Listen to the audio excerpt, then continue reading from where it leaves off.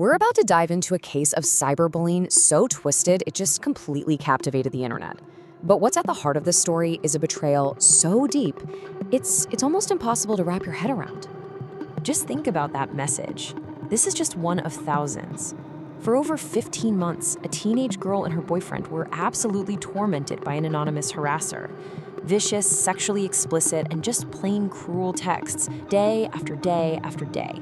So who would do this? That was the question that completely haunted the small town of Beal City, Michigan. I mean, police were stumped, friends were turning on each other. The whole community was basically fracturing under all the suspicion and fear. And the stalker? The person who was sending these horrible messages? The person telling a young girl to end her own life? Well, it was her own mother, Kendra Licari. Okay, so now that we know who was behind the screen, we have to ask, how? How did this unbelievably awful story even unfold? Let's get into the manipulation, the deception, and the devastating impact it had on, well, pretty much everyone involved. Yeah, this wasn't just some fleeting thing. The harassment actually started back in late 2020. Then it went quiet for a few months, and then, bam, it roared back with this terrifying intensity in 2021. For over a year, these kids were living under a constant digital siege, their phones buzzing with hate up to 50 times a day. Just imagine that. You know, this level of sustained harassment, it goes way beyond simple bullying. This was a calculated criminal act, and it used tactics that were sophisticated enough to actually evade local police for over a year. And under Michigan law, what Kendra was doing fits the legal definition of stalking.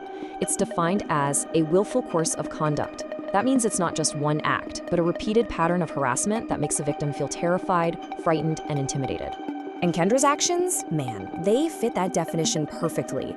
She used technology to hide who she was, sending this relentless stream of messages, all while pretending to be other teens to throw investigators off her trail. And her campaign of terror didn't just target her daughter, it sucked in anyone who was close to her. But the damage didn't stop with the direct victims. Not even close. Kendra's deceptions spun this whole web of false accusations that just started to tear through the social fabric of this small town. It created this absolutely devastating ripple effect. This is Adriana. She's the boyfriend's cousin, and she became a prime suspect in the police investigation, an experience that she said was just deeply traumatic. So here's how she got framed. First, Kendra sent a photo of some Christmas gifts that could have only been taken from inside the boyfriend's family home. When police looked into it, they realized Adriana was the only other classmate at the party where that photo was probably taken. So she gets pulled out of school, interrogated, and then, in a truly cruel twist, Kendra starts sending harassing texts to Adriana herself, probably to make her look even more guilty. And the paranoia just spread like wildfire. Another teen, Chloe Wilson, was also accused, which just led to more bullying and more division. See, Kendra wasn't just harassing two kids, she was weaponizing suspicion to turn an entire community against itself. All right, this brings us to the question at the very heart of this entire insane case. Why? Why on earth would a mother orchestrate such a cruel and elaborate campaign against her own daughter?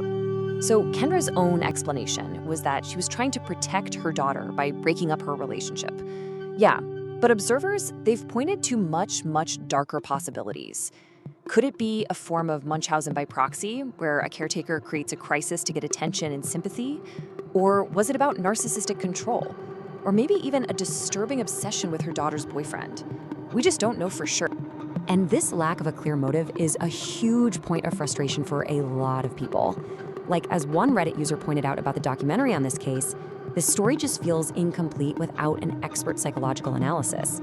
The actions are so extreme, they seem to scream for a deeper explanation, something rooted in severe mental illness.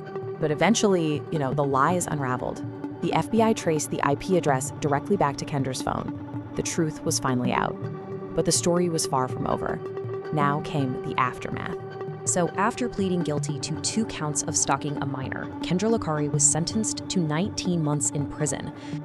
But that 19-month sentence wasn't the end of it.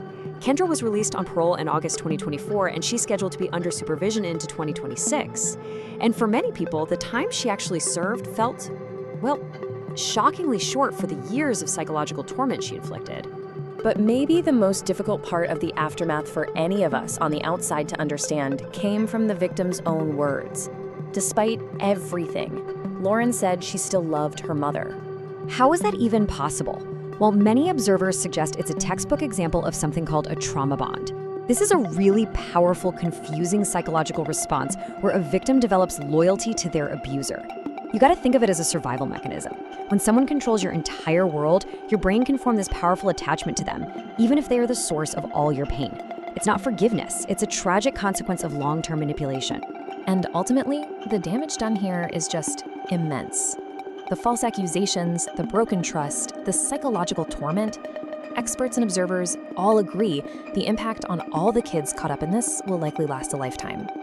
And that leaves us with a final, really haunting question. This case forces us to confront this terrifying paradox. When the person who is supposed to be your ultimate protector is also your greatest tormentor, where do you even begin to heal? Is it even possible?